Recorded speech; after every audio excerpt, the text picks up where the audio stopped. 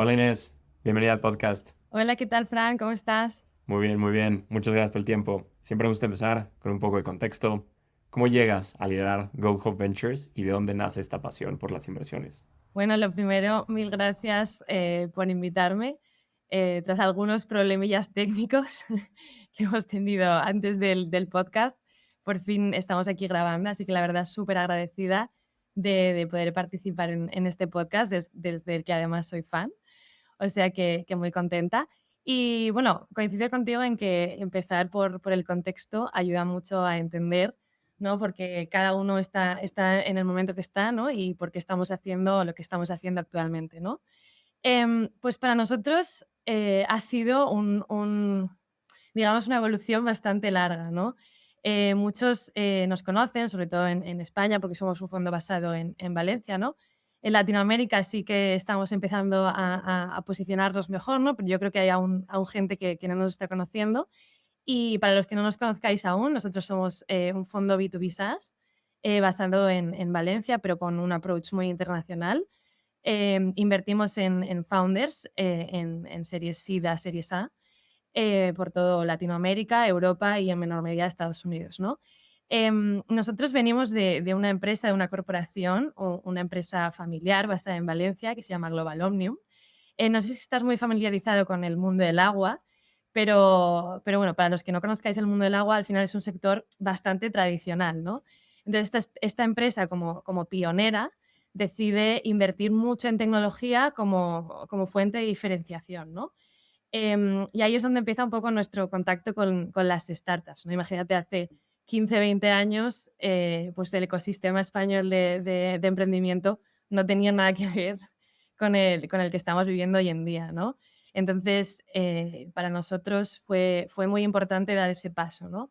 Em, Empezamos a desarrollar soluciones in-house, ¿no? Pues un poco para solucionar nuestra propia problemática, ¿no?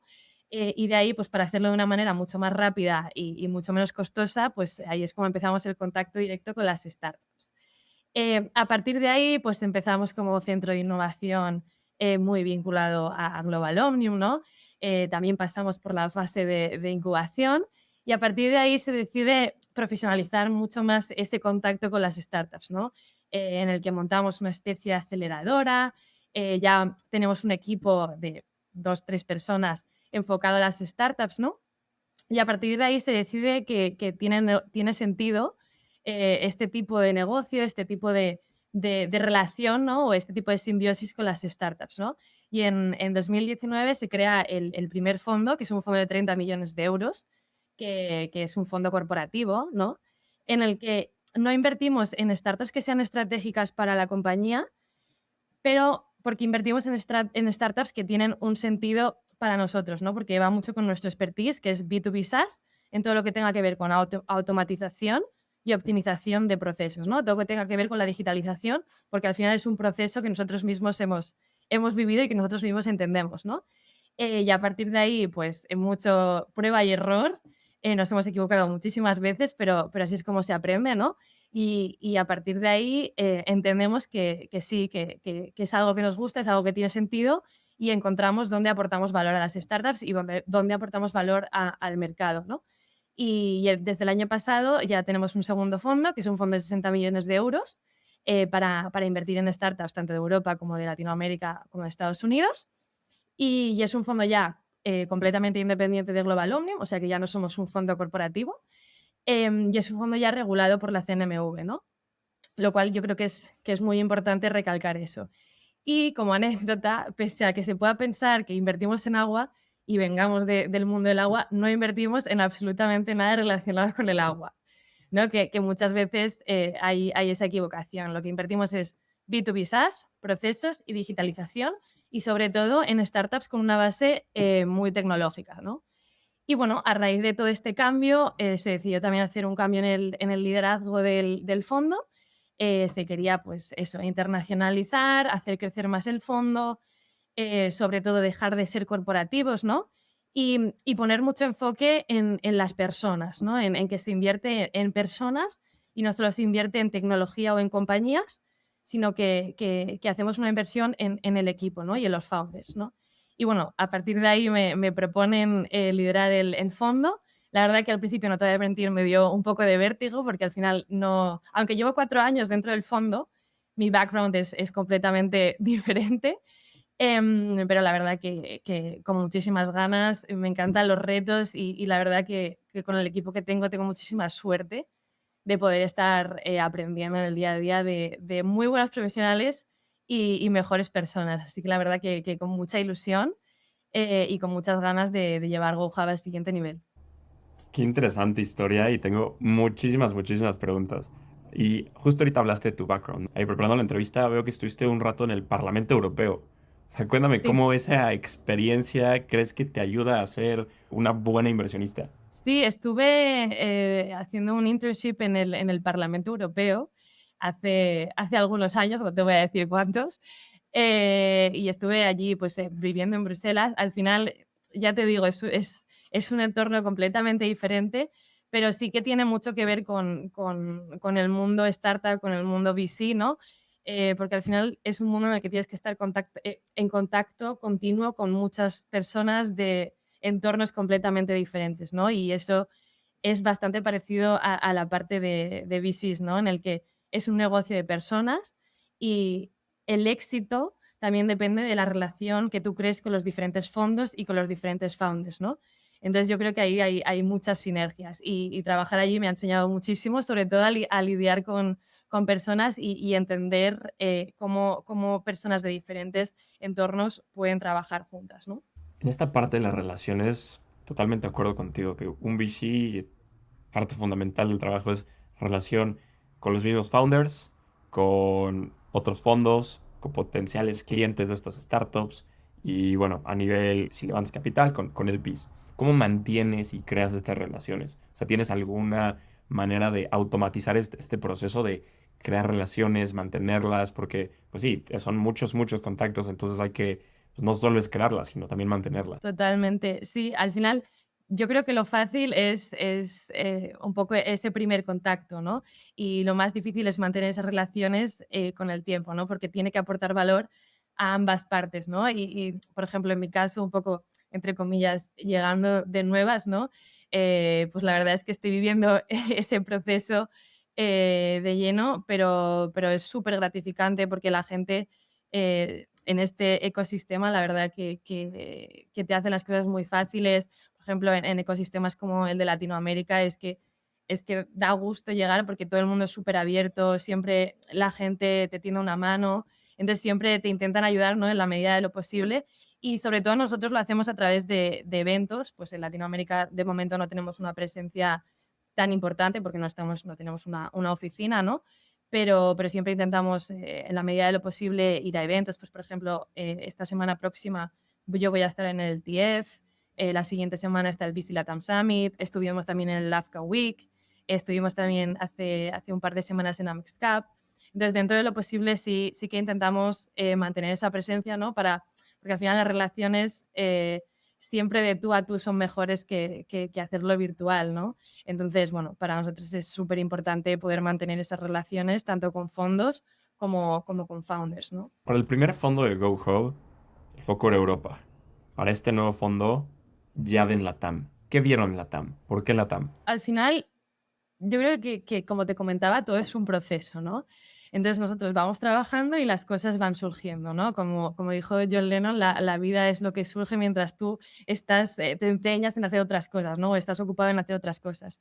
Y al final eso es un poco lo que surgió, ¿no? Nosotros estábamos muy focalizados en nuestro programa de aceleración, ¿no? Ya habíamos empezado a invertir en startups más maduras y de repente pasó el COVID, ¿no? Nosotros estábamos muy enfocados en Valencia, muy enfocados en España y pasa el COVID y nos dimos cuenta que podíamos ser globales, ¿no?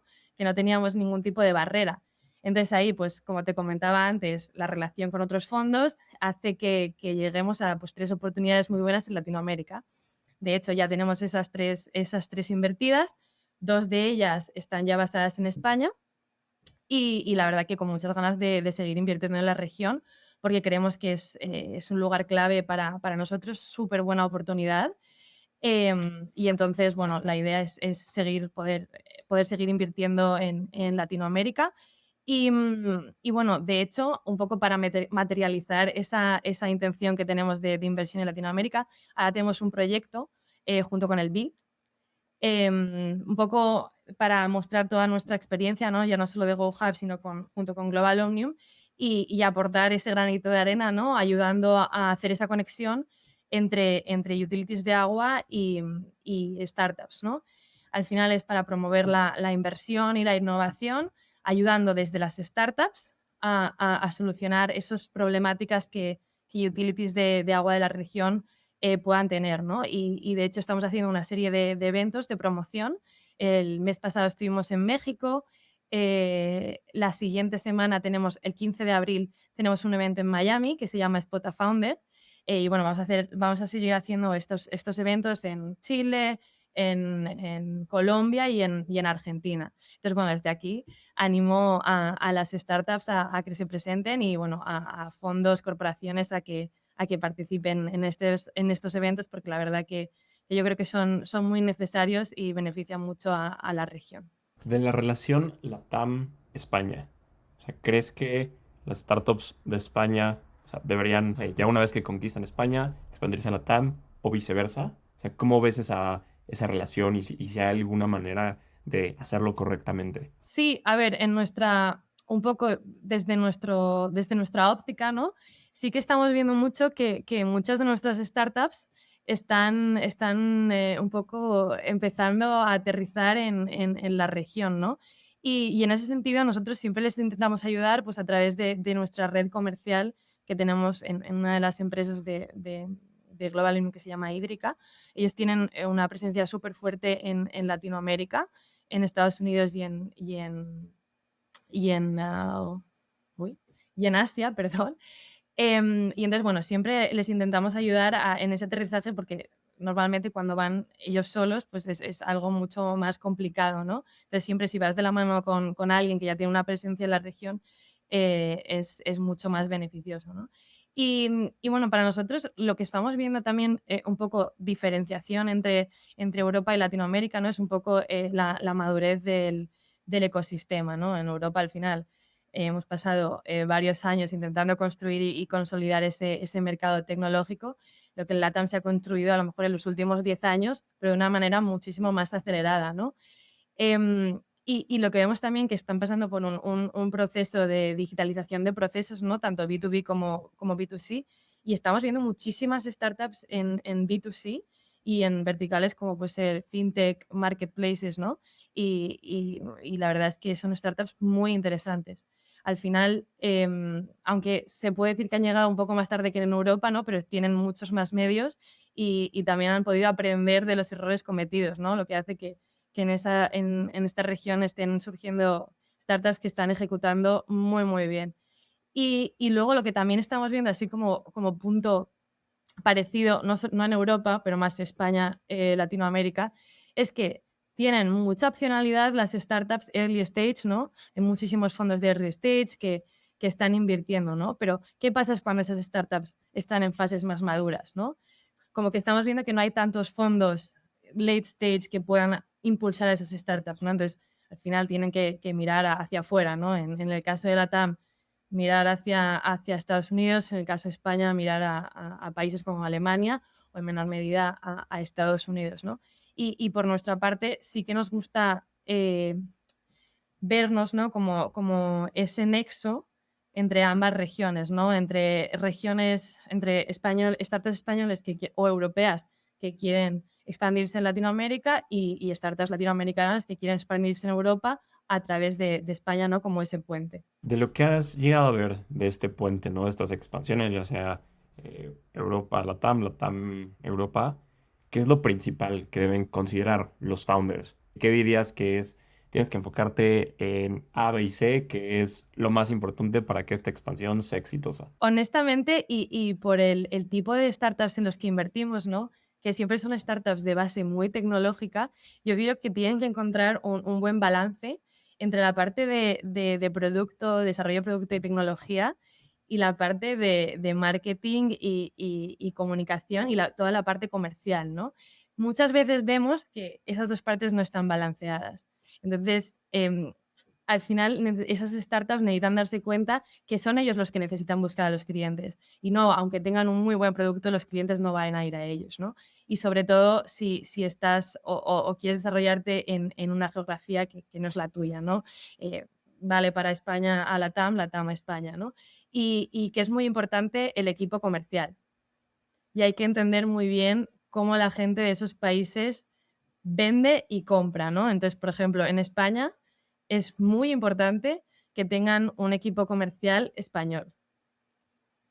Igual que en Brasil es muy importante que tengan un equipo brasileño, ¿no? Entonces hay que entender muy bien cómo funciona la parte comercial de cada país y ese sería para mí el foco principal que deben tener. Dirías que hay que contratar equipo comercial local, que entienda como Efectivamente. las dinámicas Sí, del país, ¿no? muy importante, sí. Desde GoHub invierten globalmente en otras regiones, Europa, América Latina y Norteamérica. Entiendo, están basados en Europa. ¿Cómo hacen el sourcing en América Latina y en Norteamérica, no teniendo oficinas allá? A ver, al final el grueso, ¿no? de las startups que estamos constante mirando vienen de España, de Europa y luego de Latinoamérica, ¿no? En Estados Unidos al final es que es un mercado tan gigante que es imposible abarcarlo todo, ¿no? Entonces ahí, por falta también de recursos, nos focalizamos mucho en las relaciones con los fondos. Entonces tenemos 3, 4 fondos con los que nos llevamos muy bien, que tienen una tesis similar a la nuestra en stages similares o igual un stage por delante y que nos pasan constantemente oportunidades. De hecho, la primera startup que hemos invertido del fondo 2 es una startup de Nueva York. Entonces, no tenemos una búsqueda activa como tal en Estados Unidos, pero sí que nos nutrimos de otros fondos. Y luego en España, en Europa y en Latinoamérica, pues mucho relación con fondos, mucho a través de nuestros founders, porque al final ellos están con 1000 personas en 1000 eventos, hablan con muchísimas startups, con otros founders, y quién mejor que ellos, ¿no? que saben cómo somos, saben cómo invertimos y en qué invertimos, pues para pasarnos buenas oportunidades, sobre todo cualificadas, ¿no? Entonces yo diría que sobre todo nos vienen de relación con fondos y de los propios founders de nuestro portfolio. Y sobre la tesis de GoHub, ¿por qué enfocarse en B2B SaaS? ¿Qué ventajas tiene este modelo de negocio respecto a otros? Buena pregunta. Em, es que es todo parte del proceso, ¿no? No es que seamos los más listos porque nos enfocamos en B2B SaaS, pero es algo que hemos aprendido, ¿no?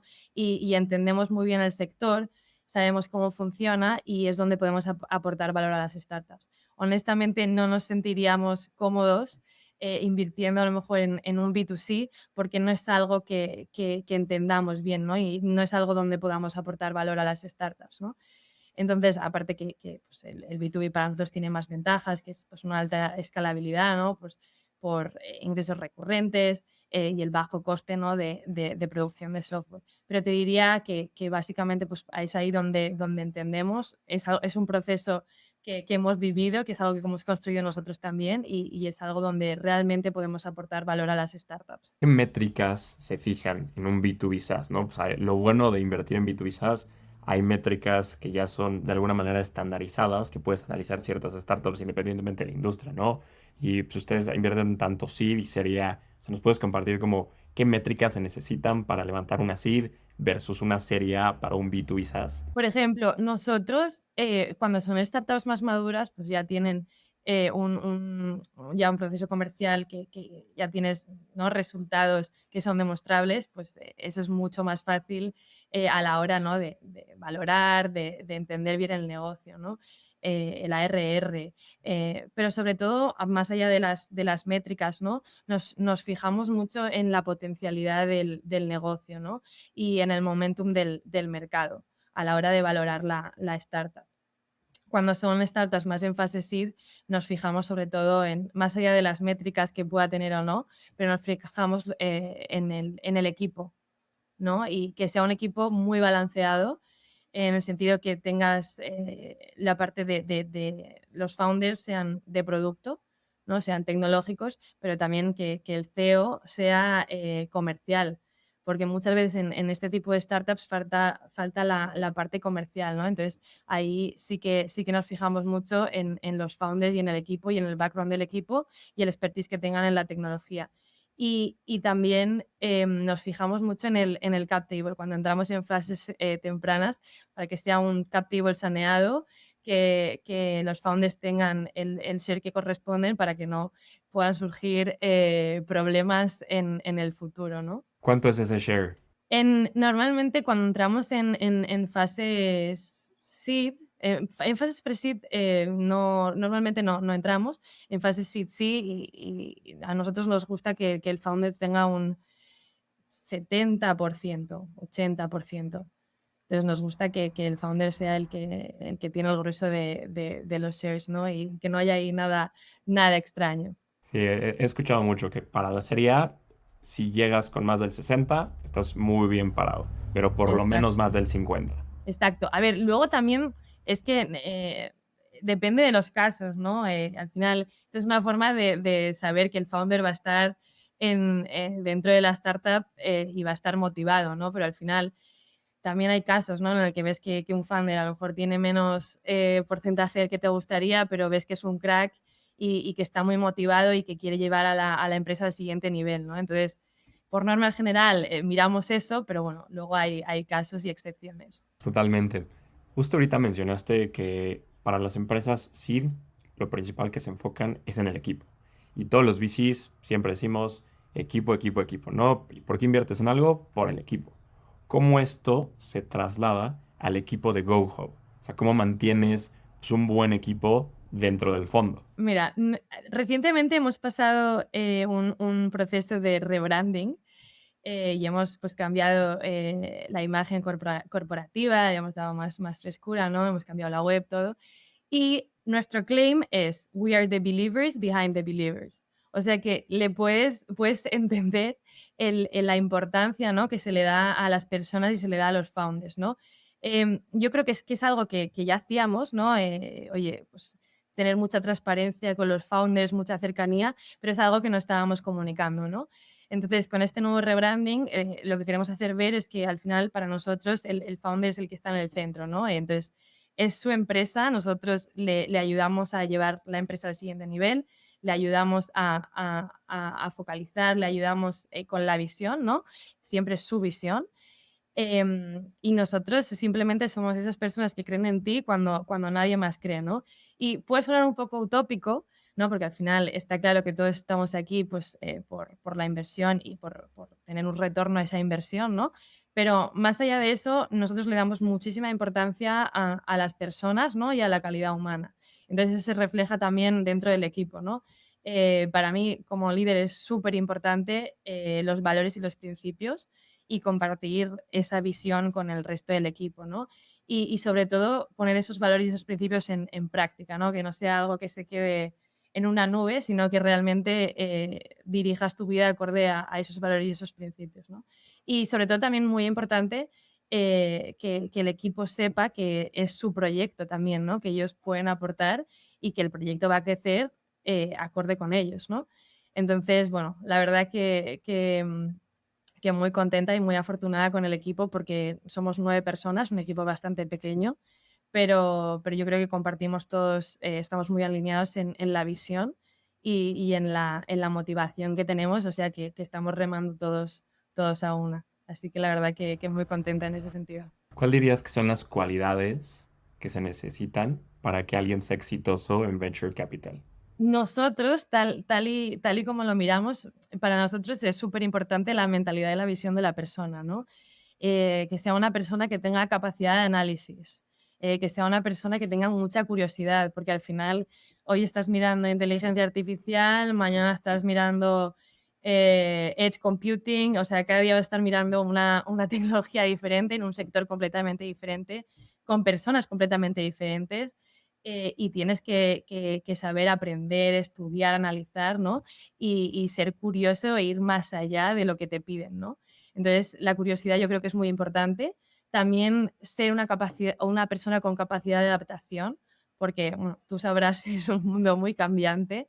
en el que hoy estás aquí, mañana estás en otro sitio. Entonces, tiene que ser una persona sobre todo que le guste el cambio, ¿no? Y que no tenga aversión, porque si no lo va a pasar muy mal, ¿no? También una persona muy proactiva, una persona que tenga ambición, ¿no?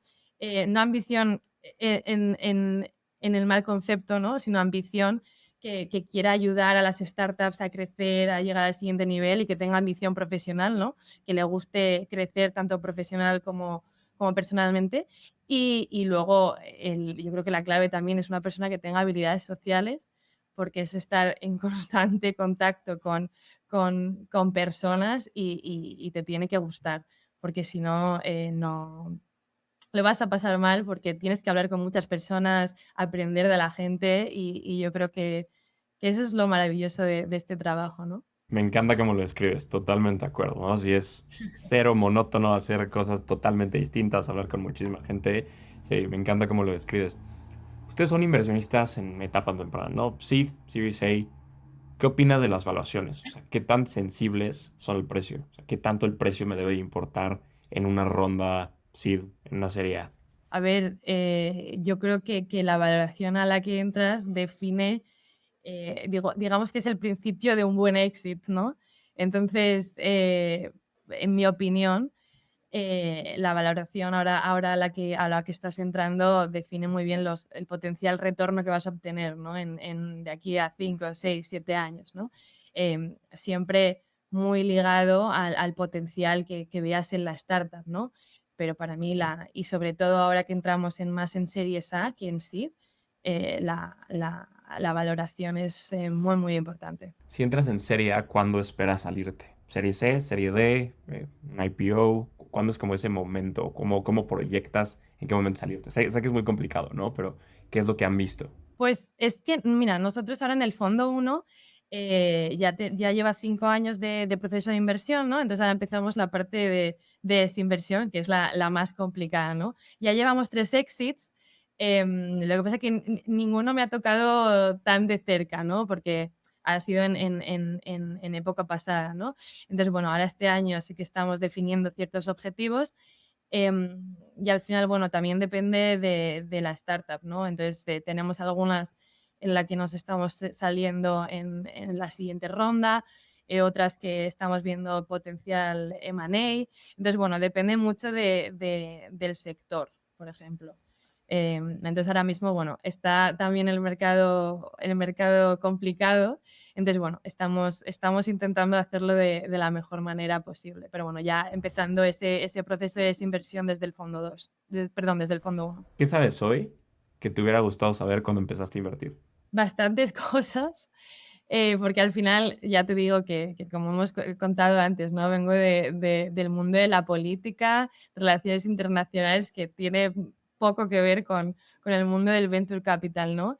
Y bueno, sí que tengo bastante experiencia dentro de Goja, pero la verdad es que es un mundo completamente diferente, apasionante, pero es un mundo completamente diferente. Entonces, si hay algo que me hubiese gustado saber antes, es qué pasa después de un comité de inversión, ¿no? Todo ese proceso, porque al final invertir es relativamente fácil, ¿no? Yo tengo capital, tú quieres acceder a capital, ¿no? Y entonces, bueno, hay un intercambio, ¿no? Pero ¿qué pasa después de ese comité de inversión, ¿no? Toda la parte de negociación, lidiar con las personas, con todos los intereses, ¿no? Llegar a un punto en común, ¿no? En el que todo el mundo se sienta cómodo. Y luego la parte de desinversión, ¿no? Que es lo que estábamos hablando. Al final, cada vez que puedo, estoy hablando con fondos, con GPs que tienen muchísima experiencia, ¿no? Que llevan muchísimos años en el sector y entonces ya me apunto todas las experiencias, errores, todos los aprendizajes, ¿no? Y sobre todo para estar preparado y hacerlo bien como fondo en un futuro, ¿no? Y yo diría que sería esa parte, ¿no? Que todo el mundo cuenta la parte de invertir porque es la más bonita, ¿no? Pero luego lo difícil viene en la parte de desinversión y ese retorno de capital a los LPs. Me encantó. Sí, invertir es fácil, pero desinvertir yo creo que es lo más difícil y por qué los LPs te pagan por estar acá, ¿no? Que es Exacto. pues, donde tienes el retorno. Llegamos a la parte final de la entrevista. Te voy a hacer unas últimas preguntas donde te pido que la respuesta sea lo más breve posible. ¿Preparada? Perfecto. ¿Cuáles son las tendencias que más te emocionan como inversionista? Las que más me emocionan como inversionista, todo lo que tenga que ver con inteligencia artificial, machine learning, todo el tema de gestión de datos. También ahora acabamos de abrir la vertical de health, de digital health. Entonces, la verdad que estamos súper ilusionados con empezar a invertir en startups de health, diagnóstico temprano, todo lo que tenga que ver con control y gestión de datos dentro de instalaciones hospitalarias y también todo el tema de longevidad, que es un tema que a mí personalmente me apasiona. ¿Qué harías para fomentar las inversiones en los fondos de Venture Capital? Para fomentar las inversiones dentro de los fondos de Venture Capital, bueno, al final también hablo a título personal, ¿no? Nosotros sí que hemos visto que el año pasado fue un año un poco complicado, ¿no? Nosotros, por ejemplo, estuvimos analizando unas 700 startups, al final hablamos con 300 founders y acabamos invirtiendo en 2 compañías, ¿no? Entonces, también para un poco que entiendas la imagen, ¿no? De por qué digo que fue un año difícil, por lo menos para GoHub, ¿no?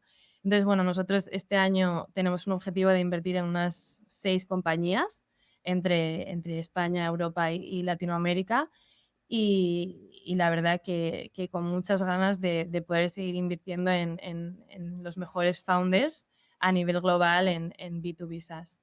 Entonces, bueno, por nuestra parte, con todo el equipo, sobre todo el equipo de inversión, que están 3 personas, Pablo, Rafa y Guille, pues seguir manteniendo relaciones con otros fondos, yendo a eventos, intentar sobre todo hacer un buen scouting y luego un buen análisis de las oportunidades que nos llegan. ¿Generalista o especialista? Generalista, ¿Qué consejo le darías a una first time fund manager? que tenga un muy buen equipo y que se deje aconsejar bien por el equipo que tiene. Por último, ¿cómo ves a GoHub dentro de 5 años? Agoja dentro de 5 años lo veo como un fondo global, un fondo con muy buen posicionamiento y siendo líder tanto en España como en Latinoamérica, en B2B SaaS y también siendo líderes en inversión en health. Inés, me encantó platicar contigo. Muchísimas felicidades por lo que están haciendo desde GoHub, por entrar en Latinoamérica. Me encanta que entren cada vez más actores internacionales a América Latina.